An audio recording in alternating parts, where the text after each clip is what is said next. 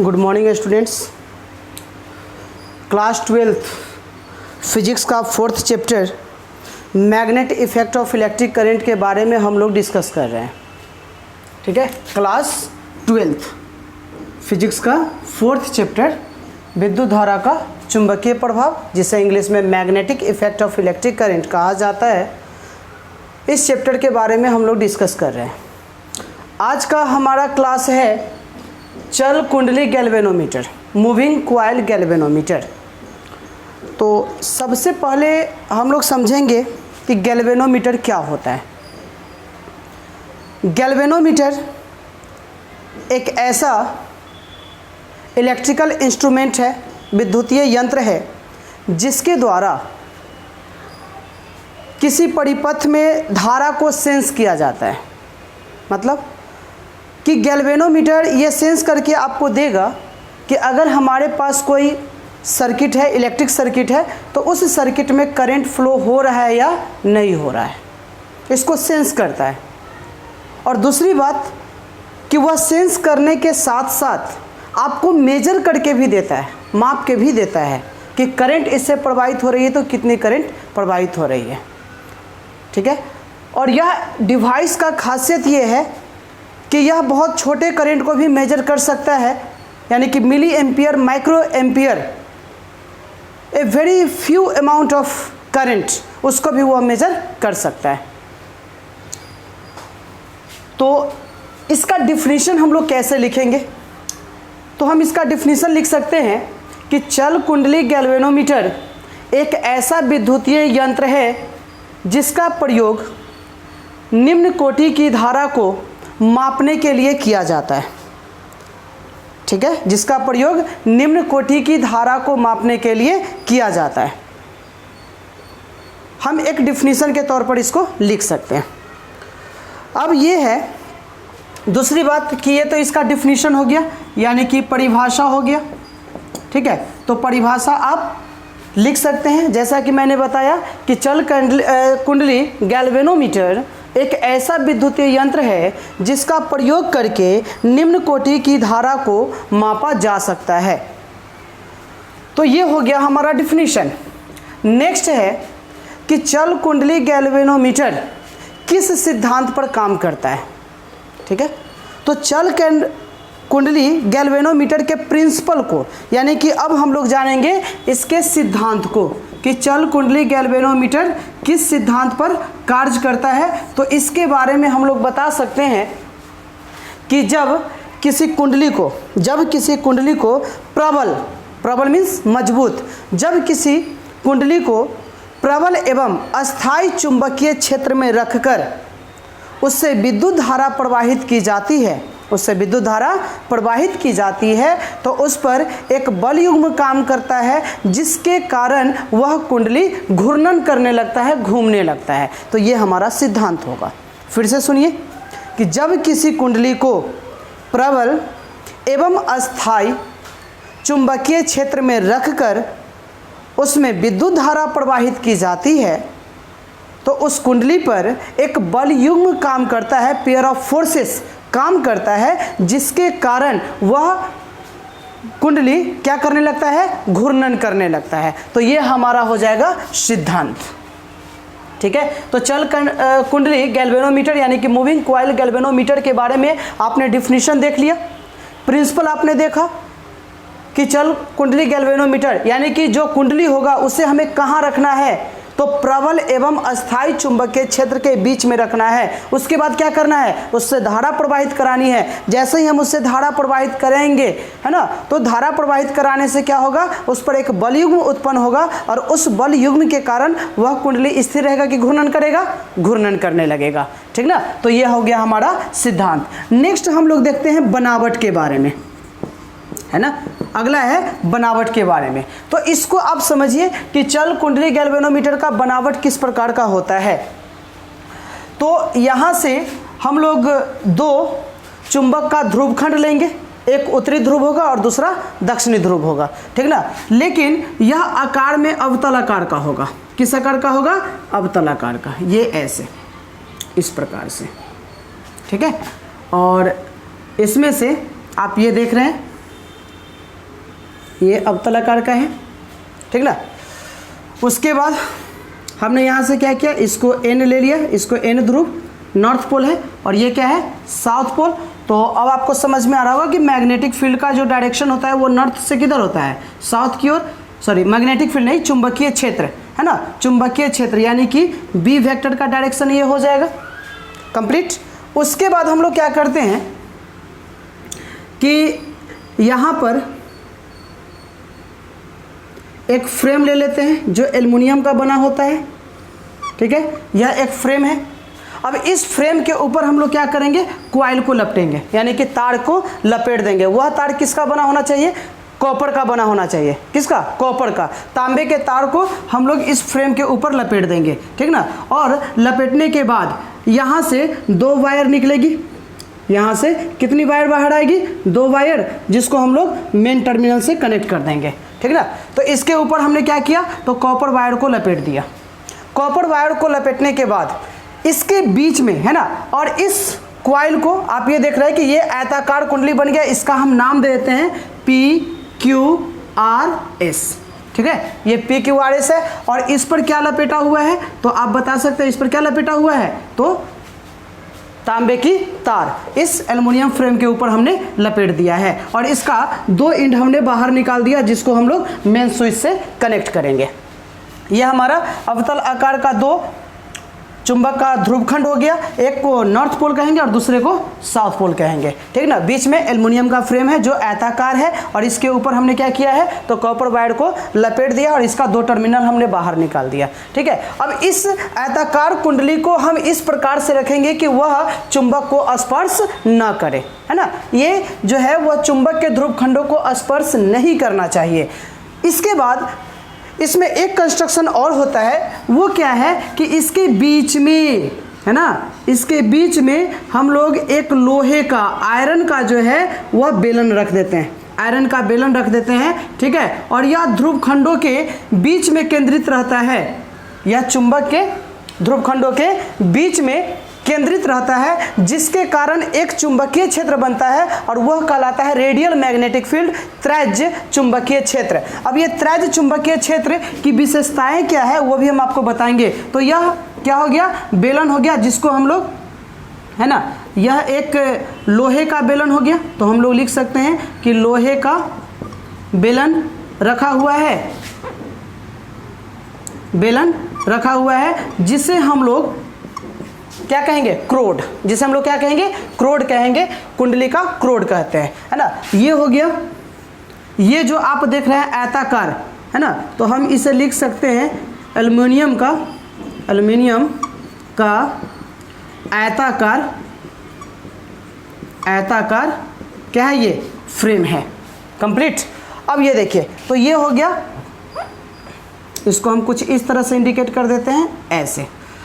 अब यहाँ से आपको एक पॉइंट और समझना है, तो ये तो मैग्नेटिक फील्ड का डायरेक्शन हो गया, तो हम इसे नीचे भी दिखा सकते हैं कि यह जो हो गया वह किसका डायरेक्शन हो गया, बी वेक्टर, यानी कि मैग्नेटिक फील्ड का डायरेक्शन नॉर्थ पोल से साउथ पोल की ओर।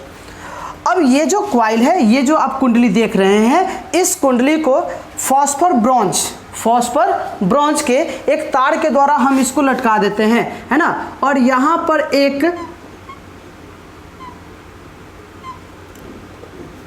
कांच लगा हुआ रहता है जिसमें हम लोग डिफ्लेक्शन देख सकते हैं। और यह जो है फॉस्फर ब्रॉन्ज, इसको थोड़ा सा हम लोग इसको ऐसे कर देते हैं, ऊपर स्पेस नहीं है ना। तो फॉस्फर ब्रॉन्ज के तार के द्वारा लटका हुआ रहता है, ऊपर का जो सिरा होता है वो फॉस्फर ब्रॉन्ज के तार के द्वारा क्या रहता है, लटका हुआ रहता है, ये गैल्वेनोमीटर। और नीचे वाला जो पोर्शन आप देख रहे हैं, ये नीचे वाले पोर्शन जो है वह एक स्प्रिंग से जुड़ा हुआ रहता है। किससे जुड़ा हुआ रहता है, स्प्रिंग से। यहाँ पर इसका ये वाला एंड नीचे वाला फिक्स रहता है। अब ये देखिए, जब यह कॉइल घूमेगा, घूर्णन करेगा, तो स्प्रिंग में ऐंठन उत्पन्न होगा, ठीक है। और स्प्रिंग में जब ऐंठन उत्पन्न होगा तो वह ऐंठन के कारण स्प्रिंग क्या करेगा, इसको अपने ओरिजिनल शेप में लाने की कोशिश करेगा, है ना। जैसे मान के चलिए कि यह स्प्रिंग है, अभी नॉर्मल शेप में है, हमने इसके ऊपर से एक कॉइल को रखा। इस कॉइल को जब हम ऐसे घुमाएंगे तो इसका ये सिरा इससे जुड़ा हुआ है। तो जब ये ऐसे घूमेगा तो इसमें क्या उत्पन्न होगा, ऐंठन उत्पन्न होगा, और ऐंठन उत्पन्न होगा तो इस ऐंठन के कारण है ना स्प्रिंग जो है वह इस कुंडली पर काउंटर टॉर्क क्रिएट करेगा। क्या उत्पन्न करेगा, काउंटर टॉर्क, जिसको हम लोग कहते हैं नियंत्रक बल आघूर्ण। क्या कहेंगे, नियंत्रक बल आघूर्ण किसके द्वारा उत्पन्न होगा, स्प्रिंग के द्वारा उत्पन्न होगा, जो कुंडली को है ना अपने मूल शेप में, मूल स्थिति में, प्रारंभिक स्थिति में लाने की कोशिश करेगा।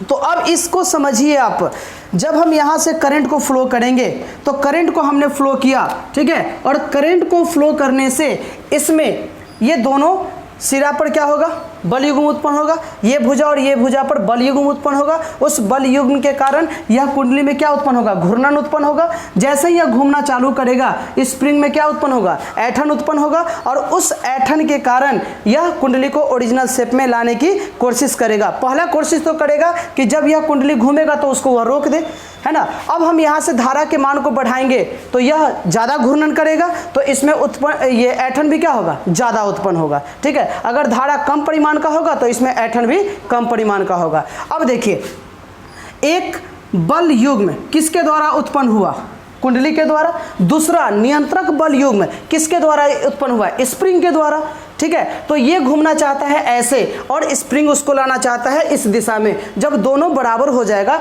तो उस स्थिति में क्या होगा, संतुलित हो जाएगा, और संतुलन की अवस्था में यहाँ पर एक कांच लगा हुआ है, उस कांच से हम आसानी से रीडिंग कर सकते हैं कि रीडिंग कितना है, कंप्लीट। तो बनावट में हम क्या लिख सकते हैं, है ना। तो ये हो गया हमारा बनावट के बारे में। तो यहाँ पर हमने क्या देखा, तो ये है हमारा स्प्रिंग, ये हमारा क्या है, स्प्रिंग है, ठीक ना। तो वो हमारा स्प्रिंग हो गया। और उसके बाद फॉस्फर ब्रॉन्ज तार, ये जो है फॉस्फर ब्रॉन्ज तार, ये जो है वो क्या है, फॉस्फर ब्रॉन्ज तार है। और यहाँ पर क्या लिखा हुआ है, तो ये जो है हमारा स्प्रिंग है, ये हमारा क्या है, स्प्रिंग, ठीक ना। तो ये फॉस्फर ब्रॉन्ज तार है, ये स्प्रिंग है। तो ये बनावट हो गया। तो इस बनावट को हम लोग कैसे लिखेंगे, इसको समझिए। अगर आपके सामने में कॉपी है तो आप इसको नोट भी कर सकते हैं। चल कुंडली गैल्वेनोमीटर में PQRS एक आयताकार कुंडली होती है, जिसे एल्युमिनियम के फ्रेम पर तांबे के पतले और विद्युत रोधी तार को लपेटकर बनाया जाता है। यह कुंडली अस्थायी एवं शक्तिशाली नाल चुंबक NS के बीच स्थिर होता है, और इस कुंडली को फॉस्फर ब्रॉन्ज के तार के द्वारा लटकाया जाता है। कुंडली को इस प्रकार से लटकाया जाता है कि वह चुंबक को स्पर्श न करे, ठीक ना। उसके बाद इस तार के ऊपरी सिरा से एक ऐंठन शीर्ष जुड़ा हुआ रहता है और निचले सिरे से एक स्प्रिंग जुड़ा हुआ रहता है, स्प्रिंग जुड़ा हुआ रहता है। कुंडली के बीच नर्म लोहे का, कुंडली के बीच में नर्म लोहे का एक बेलन रखा हुआ रहता है, जिसे क्या कहा जाता है, क्रोड कहा जाता है। और यह क्रोड इस प्रकार से रखा हुआ रहता है कि वह कुंडली को स्पर्श न करे, ठीक है। चूंकि यह क्रोड चुंबक के ध्रुवखंडों के बीच में केंद्रित रहता है, जिसके कारण एक त्रेज चुंबकीय क्षेत्र उत्पन्न होता है। क्या उत्पन्न होता है, त्रेज चुंबकीय क्षेत्र, है ना।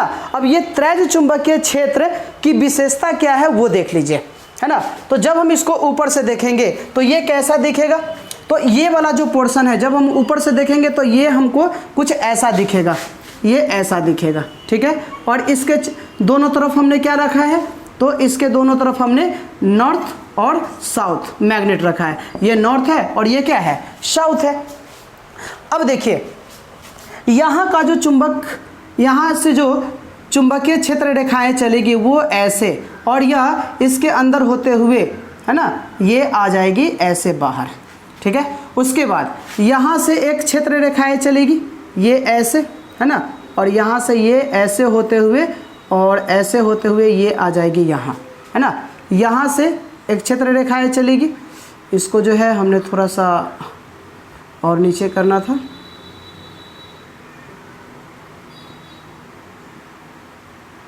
ये ऐसे, ठीक है। तो यहाँ से ये आ रही है और यहाँ से ये क्या कर रही है, जा रही है, और यहाँ से ये जो एक स्ट्रेट निकलेगा, है ना, वो ऐसे ऐसे और ये ऐसे, ठीक है।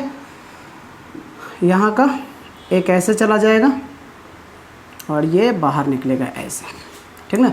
और यहाँ से एक ऐसे आ जाएगा और यहाँ से ऐसे होते हुए, ठीक है, ये ऐसे। देखिए आपको लग रहा होगा कि ये चुंबकीय क्षेत्र रेखाएं इधर से प्रवेश कर रही है, इधर से बाहर निकल रही है, ठीक है। लेकिन हमने चुंबक का गुण क्या पढ़ा कि दो चुंबकीय क्षेत्र रेखाएं एक दूसरे को कभी नहीं काटती है, लेकिन यहाँ पर तो चुंबकीय क्षेत्र रेखाएं एक दूसरे को काट दिया। एक्चुअली में यह फिगर बना हुआ हमारा सही नहीं है। तो एक्चुअली इसके अंदर होता क्या है वो देखिए। तो इसके अंदर इस तरह का शेप नहीं होता है। तो इसके अंदर किस तरह का शेप होता है, तो ये देखिए, ये तो स्ट्रेट लाइन था, ये सीधे ऐसे निकल गया, ये ऐसे गया है ना, और ये ऐसे निकल गया, ये तो सही है। अब ये यहाँ से ऐसे जाएगा है ना, और यहाँ से ऐसे निकल जाएगा, फिर यहाँ से ये ऐसे जाएगा और ये यहाँ से ऐसे मुड़ जाएगा, फिर यहाँ से ये ऐसे जाएगा और यहाँ से ये नीचे आ जाएगा, फिर ये ऐसे जाएगा और यहाँ से नीचे आ जाएगा। ऐसा होने से आखिर बेनिफिट क्या है, तो ये देखिए हमने यहाँ पर क्या रखा है, तो यहाँ पर आप ये देख रहे हैं ना, ये आयताकार फ्रेम है, ये फ्रेम का ये वाला सिरा तो ऊपर से दिखेगा है ना, तो ये वाला सिरा को हम यहाँ पे बना देते हैं, ये सिरा है ना, ये वाला जो सिरा है बीच में जो आप देख रहे हैं, यह नाम दे दीजिए आप इसका QR। तो ये क्या है आपका QR, ठीक है। उसके बाद बल आघूर्ण का फॉर्मूला हमने क्या बताया था, तो बल आघूर्ण का फॉर्मूला होता है tau is equal to NIAB sine theta, है ना। यानी कि जब किसी कुंडली को चुंबकीय क्षेत्र के बीच में रखकर उससे धारा प्रवाहित की जाती है तो उस कुंडली पर जो बल युग्म के कारण बल आघूर्ण उत्पन्न होता है, उस बल आघूर्ण यानी कि टॉर्क का मान कितना होता है, NIAB साइन थीटा। N क्या है, तो कुंडली पर तार के फेरों की संख्या, I क्या है, तो कुंडली से प्रवाहित होने वाली धारा, A क्या है, तो आयताकार फ्रेम, ये आयताकार कुंडली है उसका क्षेत्रफल, ये क्षेत्रफल है। B क्या है, चुंबकीय क्षेत्र है। और थीटा, यहाँ थीटा किसके किसके बीच का कोण है, तो मैंने आपको समझाया था कि थीटा जो है वो मैग्नेटिक फील्ड और कुंडली के क्षेत्रफल सदिश के बीच का कोण है, एरिया वेक्टर के बीच का कोण है। तो अब ये देखो यहाँ पर जब ये इस स्थिति में है, ध्यान दीजिएगा इधर, जब ये इस स्थिति में है, ये वाला पोर्शन जब है ना, तो ये वाला पोर्शन है, तो बताइए अभी एरिया वेक्टर किधर है, तो इसका एरिया वेक्टर नीचे की ओर होगा और ये मैग्नेटिक फील्ड होगा। तो एरिया वेक्टर नीचे और मैग्नेटिक फील्ड ये दोनों के बीच एंगल कितना, 90 डिग्री। तो एंगल 90 डिग्री हो जाएगा, तो साइन 90 डिग्री का मान कितना होता है, 1 होता है। तो फिर यहाँ टॉर्क का फॉर्मूला केवल कितना बचेगा, NIAB, ठीक है। उसके बाद अब इस पर हमने यहाँ से धारा प्रवाहित कराया, धारा प्रवाहित करने के कारण यह क्या हुआ, घूमना चालू करेगा, घूर्णन करेगा। घूर्णन करने के बाद मान लेते हैं कि अगर यह इस स्थिति में आ गया है ना, ये डॉट डॉट वाली लाइन को देखिएगा है ना, ये अगर इस स्थिति में अगर आ गया कुंडली है ना, तो अब ये देखिए ये वाला मैग्नेटिक फील्ड अब एक्शन में आ जाएगा, ये मैग्नेटिक फील्ड, ठीक है। तो इसका एरिया वेक्टर किधर होगा, नीचे की ओर। तो ये देखिए एरिया वेक्टर नीचे की ओर है और ये ऐसे है, तो ये आपको ऐसे दिख रहा है और ये ऐसे दिख रहा है। इसको सीधा करके देखो, फिर एंगल कितना डिग्री, 90 डिग्री हो गया है ना। तो उस स्थिति में फिर से टॉर्क कितना हो जाएगा, NIAB। यानी कि यहाँ पर रेडियल मैग्नेटिक फील्ड की विशेषता क्या है कि कुंडली पर लगने वाला जो बल आघूर्ण होता है वह थीटा से क्या होता है, स्वतंत्र हो जाता है। थीटा से क्या होता है, स्वतंत्र हो जाता है। वह किसी भी एंगल पर रहे, कुंडली किसी भी एंगल पर रहे, त्रिज्य चुंबकीय क्षेत्र के कारण उस कुंडली पर जो बल आघूर्ण लगेगा वह बल आघूर्ण कितना होगा, NIAB। यानी कि यह थीटा से क्या हो गया, इंडिपेंडेंट, थीटा से स्वतंत्र हो गया। तो आप यहां से लिख सकते हैं कि नर्म लोहे बेलन है ना, लोहे का बेलन जिसे क्रोड कहा जाता है, उसे रखने से यहाँ जो चुंबकीय क्षेत्र उत्पन्न हुआ वह कौन सा चुंबकीय क्षेत्र, त्रिज्य चुंबकीय क्षेत्र उत्पन्न होता है। और त्रिज्य चुंबकीय क्षेत्र की विशेषता ये है कि कुंडली किसी भी स्थिति में रहे उस पर लगने वाला बल आघूर्ण NIAB होता है, अर्थात बल आघूर्ण थीटा से स्वतंत्र होता है। कंप्लीट। चलिए, तो ये तो हो गया हमारे बनावट के बारे में और त्रिज्य चुंबकीय क्षेत्र के बारे में।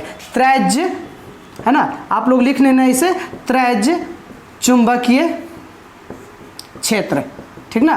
तो आप लिख सकते हो कि कुंडली के बीच में लोहे का बेलन जिसे क्रोड कहा जाता है उसे रखने से एक त्रेज चुंबकीय क्षेत्र उत्पन्न होता है, और त्रेज चुंबकीय क्षेत्र की विशेषता होती है कि बल कुंडली पर लगने वाला जो बल आघूर्ण होता है वह थीटा से स्वतंत्र होता है। थीटा से क्या होता है? स्वतंत्र होता है। नेक्स्ट हम लोग लिखते हैं वर्किंग। अब हम लोग क्या लिखेंगे? वर्किंग मीन्स कार्य विधि, है ना। तो देखिए, जब इसके कार्य विधि के बारे में हम कैसे समझाएंगे, तो जब कुंडली पी क्यू आर एस में धारा प्रवाहित की जाती है तो कुंडली की भुजा पी क्यू और आर एस पर एक बल युग्म उत्पन्न होता है। क्या उत्पन्न होता है? बल युग्म उत्पन्न होता है, जिसके कारण यह कुंडली घूर्णन करने लगता है। ठीक है। और इस घूर्णन के कारण हम ये कह सकते हैं कि कुंडली में विक्षेपण उत्पन्न होता है। कुंडली में क्या होता है? विक्षेपण उत्पन्न होता है। नेक्स्ट हम लोग लिख सकते हैं कि इसे विक्षेपक बल युग्म भी कहा जाता है। कुंडली में विक्षेपण के कारण स्प्रिंग में एक ऐंठन उत्पन्न होता है। कुंडली के विक्षेपण के कारण स्प्रिंग में क्या होता है? एक ऐंठन उत्पन्न होता है, और जिस ऐंठन के कारण एक नियंत्रक बल युग्म उत्पन्न होता है। क्या उत्पन्न होता है? एक नियंत्रक बल युग्म उत्पन्न होता है। संतुलन की अवस्था में, किस अवस्था में? संतुलन की अवस्था में कुंडली का बल युग्म और स्प्रिंग का नियंत्रक बल युग्म दोनों क्या होना चाहिए? बराबर होना चाहिए। जब यह बैलेंस हो जाएगा अर्थात यह जब घूमना बंद कर देगा। तो घूमना बंद कब करेगा? तो कुंडली का बल युग्म और स्प्रिंग का नियंत्रक बल युग्म दोनों क्या होना चाहिए? बराबर होना चाहिए। तब जाकर हम कहेंगे कि यह क्या हो गया? संतुलित हो गया, और संतुलन की अवस्था में हम रीडिंग आसानी से कर सकते हैं। ठीक ना। माना कि, तो हम यहाँ से देख लेते हैं, इसके बाद हम लोग कैलकुलेशन का प्रोसेस देख लेते हैं। ठीक ना। तो ये हमारा क्या था? वर्किंग था। वर्किंग के बाद हम लोग कैलकुलेशन स्टेप लिख लेते हैं। माना कि संतुलन की अवस्था में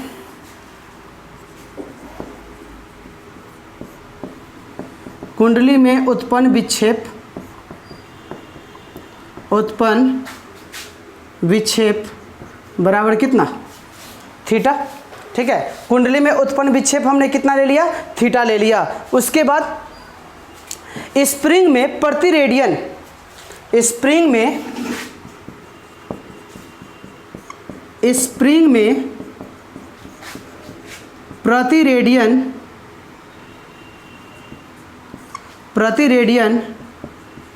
ऐंठन से उत्पन्न नियंत्रक बल युग्म बराबर C। यानी कि 1 रेडियन अगर कुंडली घूमता है तो उसके कारण स्प्रिंग के द्वारा बल युग्म कितना उत्पन्न होता है? C। और यहाँ देखिए कुंडली कितना से घूम गया है? थीटा से। तो 1 रेडियन के कारण नियंत्रक बल युग्म कितना है? C है। तो थीटा के कारण कितना होगा? तो थीटा इंटू C, है ना। यानी कि स्प्रिंग में या स्प्रिंग के द्वारा उत्पन्न नियंत्रक बल युग्म बराबर C इंटू थीटा, है ना। तो स्प्रिंग में प्रति रेडियन ऐंठन से, यानी कि स्प्रिंग में जो ऐंठन उत्पन्न हुआ कितना? प्रति रेडियन। 1 रेडियन अगर ऐंठन उत्पन्न होता है तो स्प्रिंग के द्वारा उत्पन्न नियंत्रक बल युग्म कितना है? C। और यह कुंडली कितना से विक्षेपित हुआ है बताइए? थीटा से। तो 1 के कारण C हुआ तो थीटा के कारण कितना होगा? C into theta. ठीक है। उसके बाद कुंडली में उत्पन्न बल युग्म के कारण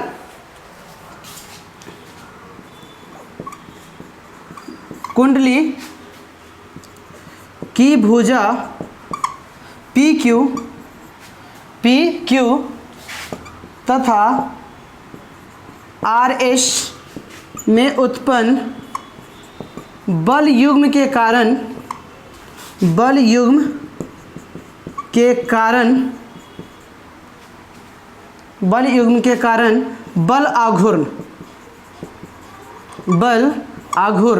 बल आघूर्ण यानी कि टॉर्क बराबर क्या हो जाएगा, NIAB।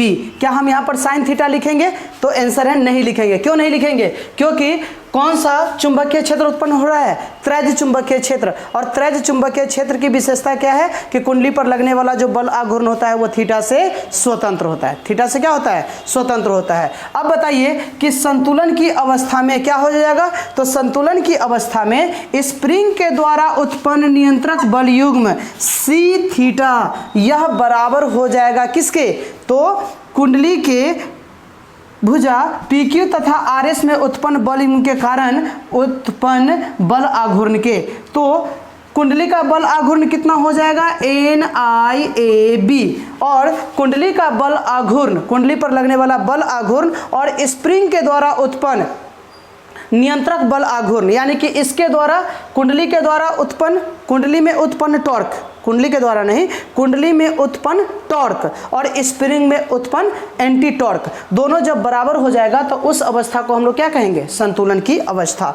ठीक है, तो यहाँ से C theta is equal to NIAB। अब हम यहाँ से कहेंगे कि थीटा बताइए। तो थीटा क्या था? कुंडली में होने वाला, कुंडली में उत्पन्न होने वाला विक्षेपण, तो वो क्या था? थीटा। तो थीटा अगर निकालना है तो कैसे लिखेंगे? NIAB और बटा में क्या लिखोगे? C। ठीक है, अब यहाँ देखो, आप मार्केट से जाते हो, कोई गैल्वेनोमीटर को खरीद कर लाते हो, ठीक ना, या फिर आप अगर गैल्वेनोमीटर को बनाना चाहते हो तो गैल्वेनोमीटर हम क्या चाहते हैं कि वह ज़्यादा सेंसिटिव होना चाहिए, ज़्यादा सुग्राही होना चाहिए, अर्थात मिली एम्पियर, माइक्रो एम्पियर, है ना, नैनो एम्पियर का भी करंट अगर फ्लो हम कराएंगे तो उसमें विक्षेपण उत्पन्न होना चाहिए। तो अब बताइए कि थीटा क्या है? कुंडली में उत्पन्न होने वाला विक्षेपण। तो इसका वैल्यू ज़्यादा से ज़्यादा होने के लिए हमें क्या करना चाहिए? तो n का मान ज़्यादा होना चाहिए या I ज़्यादा होना चाहिए, A B ये सब ज़्यादा होना चाहिए। अब नंबर ऑफ टर्न ज़्यादा होना चाहिए। ठीक है, I यानी कि उससे प्रभावित होने वाली करंट का मान भी क्या होना चाहिए? ज़्यादा होना चाहिए। एरिया को आप बड़ा कीजिएगा तो गैल्वेनोमीटर का साइज क्या हो जाएगा? बड़ा हो जाएगा। मैग्नेटिक फील्ड मजबूत होना चाहिए, ज़्यादा स्ट्रॉन्ग होना चाहिए। तो गैल्वेनोमीटर को ज़्यादा सुग्राही होने के लिए या उसका विक्षेपण ज़्यादा होने के लिए क्या होना चाहिए? N ज़्यादा होना चाहिए, I का वैल्यू ज़्यादा होना चाहिए, A ज़्यादा होना चाहिए, B भी क्या होना चाहिए? शक्तिशाली होना चाहिए, और C का मान क्या होना चाहिए? छोटा होना चाहिए, क्योंकि डिनोमिनेटर छोटा होगा तभी तो इसका मान बड़ा होगा ना।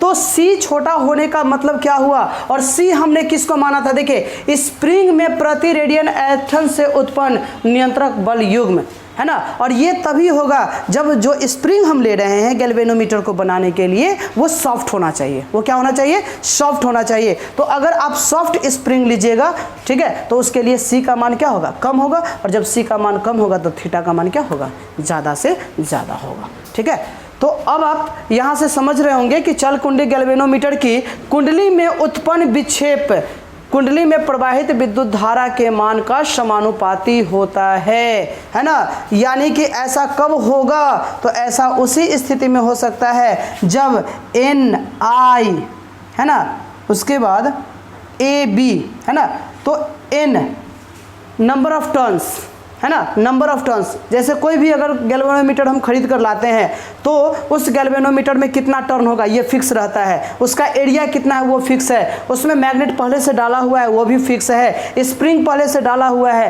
तो स्प्रिंग कांस्टेंट वो भी क्या है? फिक्स है। तो इसका मतलब कि NAB और बटा C यह क्या हो जाएगा? यह कांस्टेंट हो जाएगा। यह क्या हो जाएगा? कांस्टेंट हो जाएगा। तो अब आप हमें बताओ कि अगर यह कांस्टेंट हो गया, है ना, अगर यह कांस्टेंट हो गया तो थीटा जो है वह समानुपाती हो जाएगा किसके?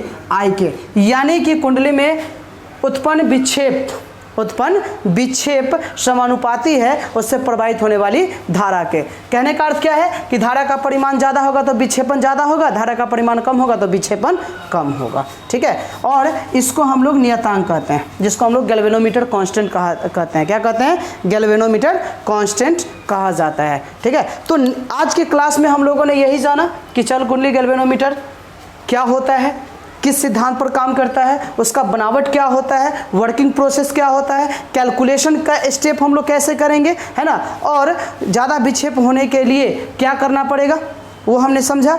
उसके बाद आपको मैंने ये भी समझाया कि अगर ये जो आयताकार आप कुंडली देख रहे हैं इसके बीच में लोहे का बेलन जिसे क्रोड कहा जाता है उसे जब हम रखते हैं तो एक रेडियल मैग्नेटिक फील्ड त्रिज्य चुंबकीय क्षेत्र उत्पन्न होता है। और त्रिज्य चुंबकीय क्षेत्र की विशेषता ये है कि कुंडली पर लगने वाला जो बल आघूर्ण होता है वो थीटा से स्वतंत्र होता है। नेक्स्ट क्लास में हम लोग पढ़ेंगे कि धारा सुग्राहिता क्या होता है, वोल्टेज सुग्राहिता क्या होता है, धारा सुग्राहिता ज़्यादा होने के लिए क्या करना पड़ेगा, और वोल्टेज सुग्राहिता को, है ना, वोल्टेज सेंसिटिविटी ज़्यादा हो इसके लिए हमें क्या करना चाहिए, गैल्वेनोमीटर में किस तरह से चेंजिंग करना चाहिए, इसको हम लोग नेक्स्ट क्लास में स्टडी करेंगे।